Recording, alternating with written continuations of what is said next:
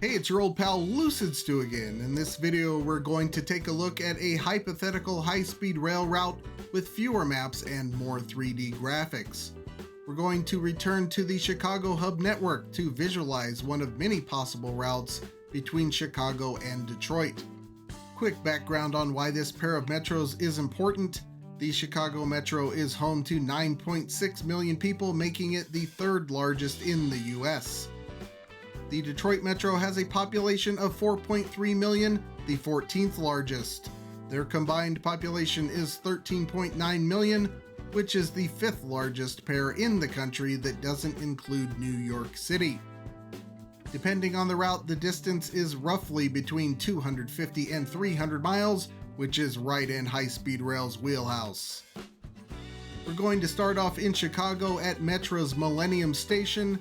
As stated, this is one of hundreds of possible permutations with varying endpoints. Millennium Station is probably the easiest option available because it is accessed by an enormous electrified corridor. It is also connected to the South Shore Line, which runs electrified service all the way to South Bend, Indiana, 80 miles to the east. Speed is initially slow as the route meanders through various obstacles in the canyons of Chicago.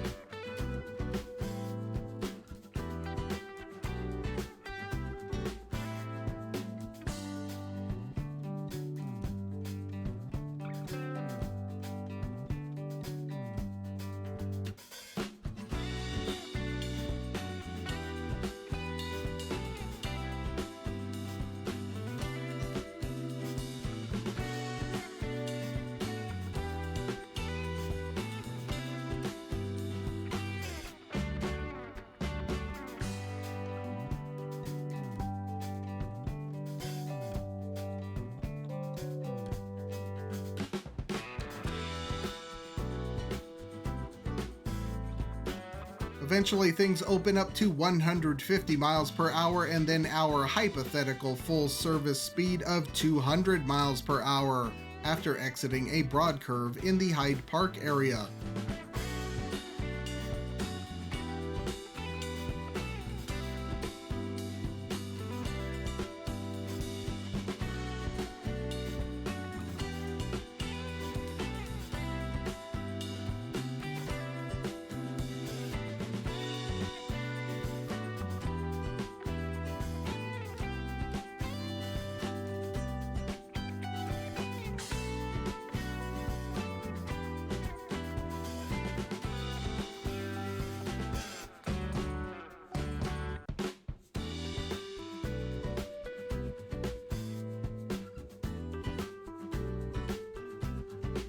The Metro Electric right-of-way is dead straight and capable of containing 8 tracks for 7 miles down to where the South Shore Line splits off to the east.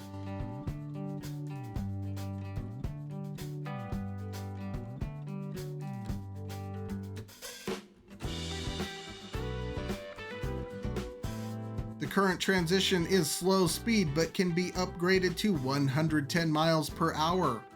The South Shore line has been suggested to me by several commenters, so let's see how it goes. There's some interaction with freight here and an at-grade access road that could be closed.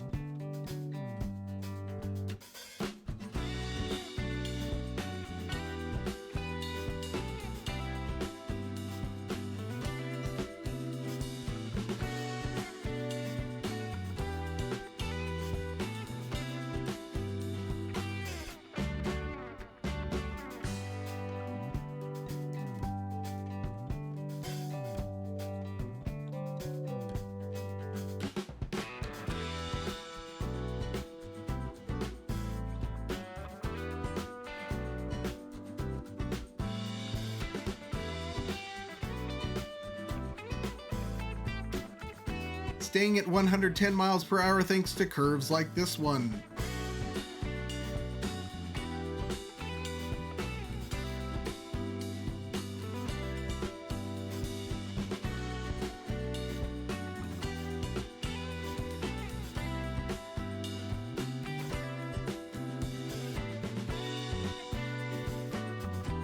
A little further down the line is another short straight, this time on viaduct thanks to adjacent tracks.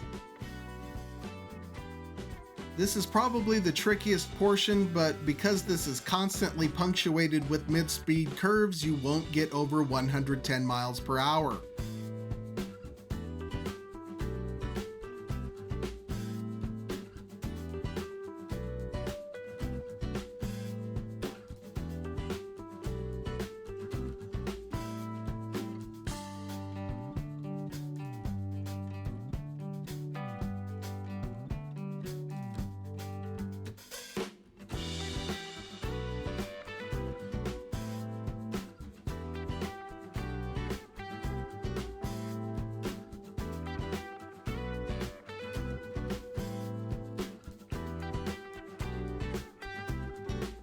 Pulling into our first station just barely into Indiana at Hammond.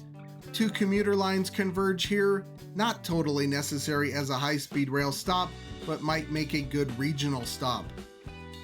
Traffic to Chicago is currently covered, but this could connect commuters to parts east that are not in the direction of South Bend, as well as those coming from the south on a new line opening soon.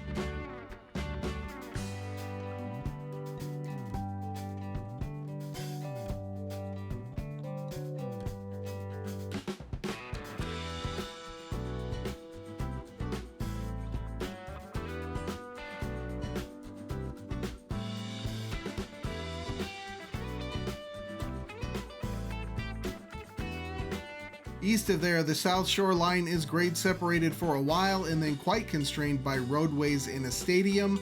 So let's transition to a low traffic freight branch line owned by CSX.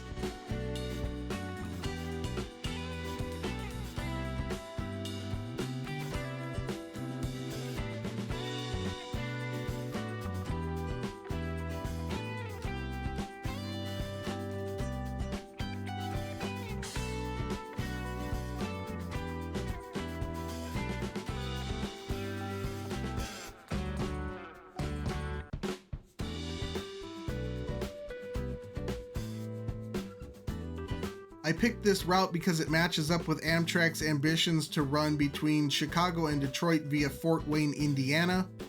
But first, let's make another regional stop in Valparaiso, Indiana to service the population of 35,000 and the likewise named university.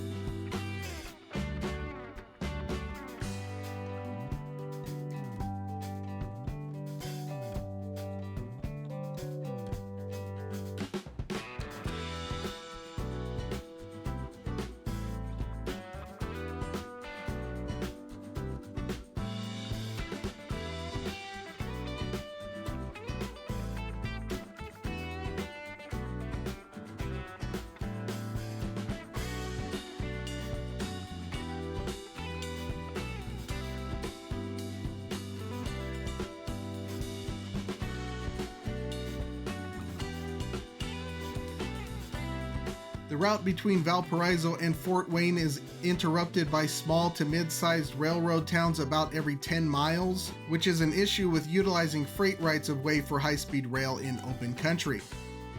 One example is Warsaw, Indiana. In this area, US 30 acts as a convenient bypass to most towns. It's a sometimes grade-separated divided highway with a median wide enough for viaduct and geometry generally in the 125 mph range. This provides a good option when running through town on the CSX line would be difficult, like here. I skipped the visualization in Warsaw because it's old 2D map data, but will be back in 3D coming into Fort Wayne. With a dozen land acquisitions, you could maintain top speed for about 25 miles between Warsaw and Fort Wayne. You'd need to start slowing down here at Interstate 69.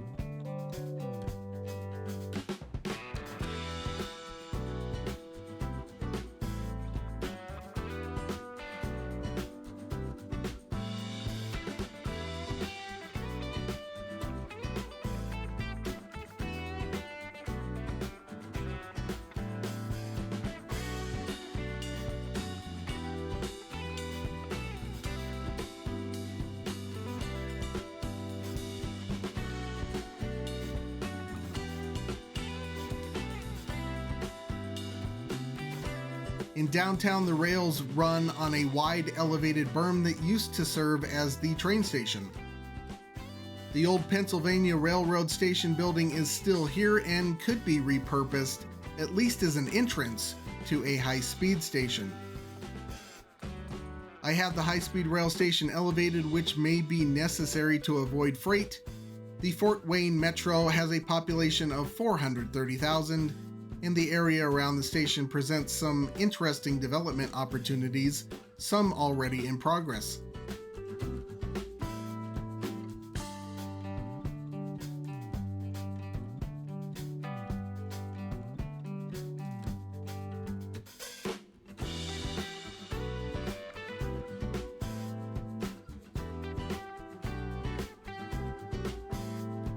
Moving due east from downtown Fort Wayne is near impossible, so we're taking a slight detour to the southeast.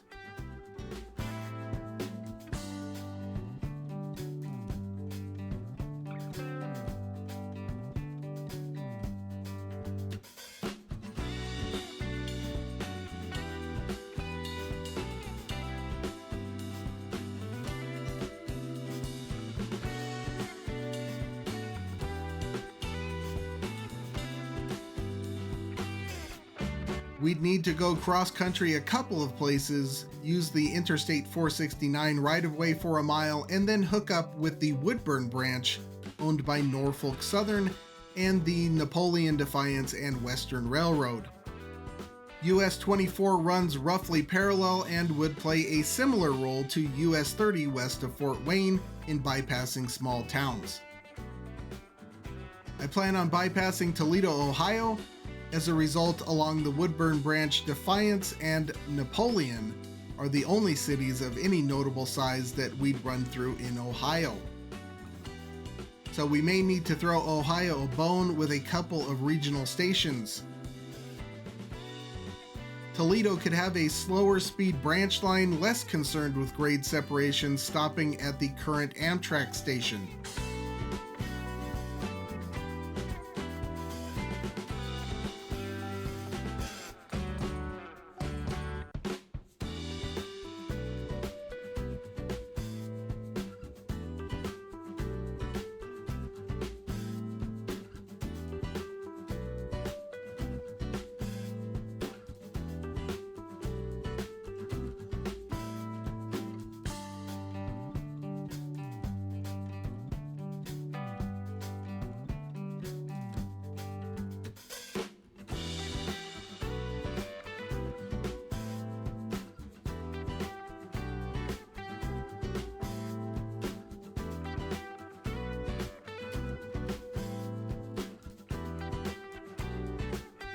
East of Napoleon, we're going to transition to an Indiana and Ohio branch line at 125 miles per hour and head north.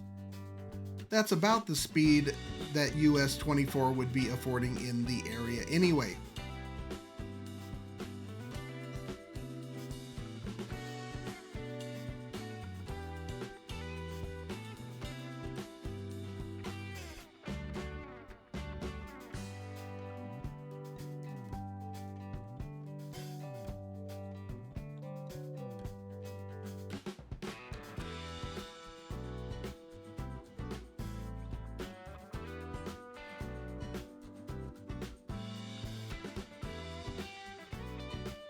On the Indiana and Ohio branch line, there are two curves on the 60 miles we want to utilize. Both could be adjusted to full speed with minimal pain, resulting in over 50 miles of uninterrupted 200 mile per hour travel.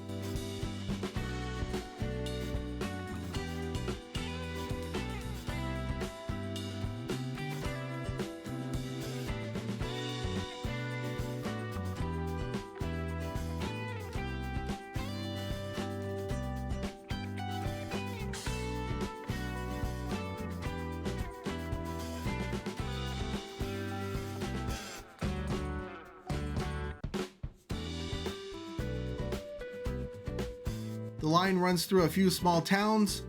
Grade separation there could be handled with short trenches, otherwise it would be berms over the various country roads. At the town of Carlton, Michigan, we would transition to the Interstate 275 median at about 90 miles per hour.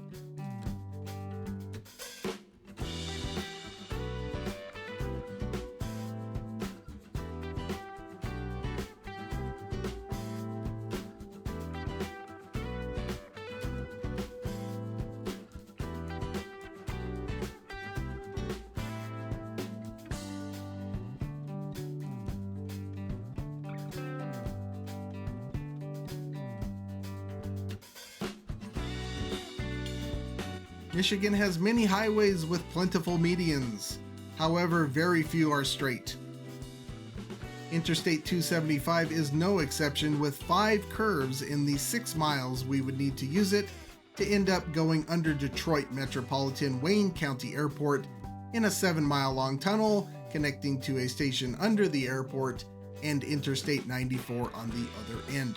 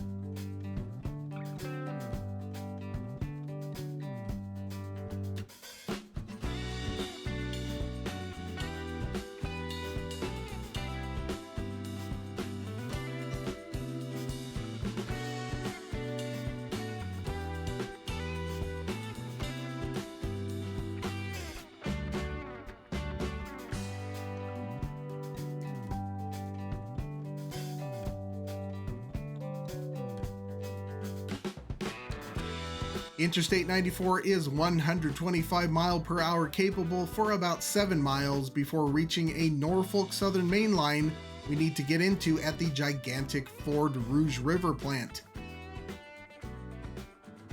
It's almost all viaduct from here on out, including the most questionable aspect, flying over a Norfolk Southern yard.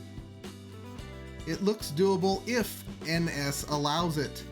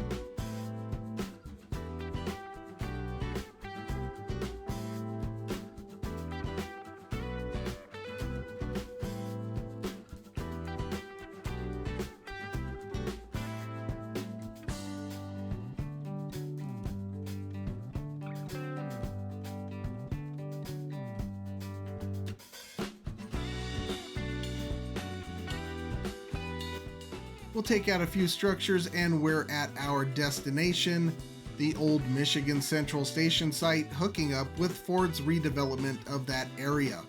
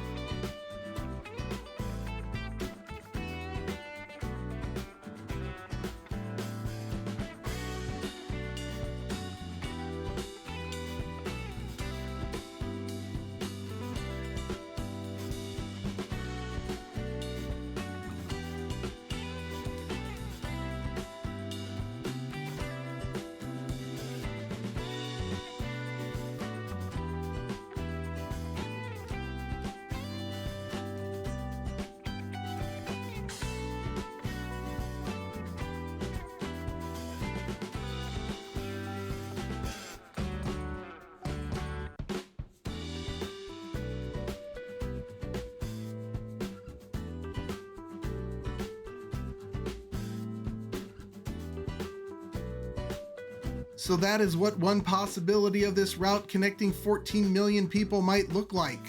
Let's talk time and cost.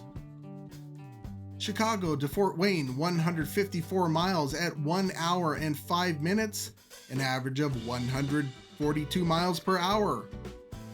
Fort Wayne to Detroit with a stop at the airport, 153.5 miles, also at 1 hour and 5 minutes, an average of 141 miles per hour with the stop. Chicago to Detroit with 2 stops, 308 miles in 2 hours and 14 minutes, an average of 138 miles per hour with stops. I have these 308 miles of high-speed rail costing $21.8 billion. That is down mainly to the 7-mile airport tunnel and a lot of viaduct in tight freight rail corridors. What do you think of this route? Let me know in the comments. If you enjoyed this video, don't forget to give it a like. More visualization videos to come, more Federal Railroad Administration high-speed rail corridor videos, more city pair videos, more Taking Back the Streets videos, and another Stu's news on March 1st. But that's all for now. Until next time, I'll see you on that big beautiful freeway.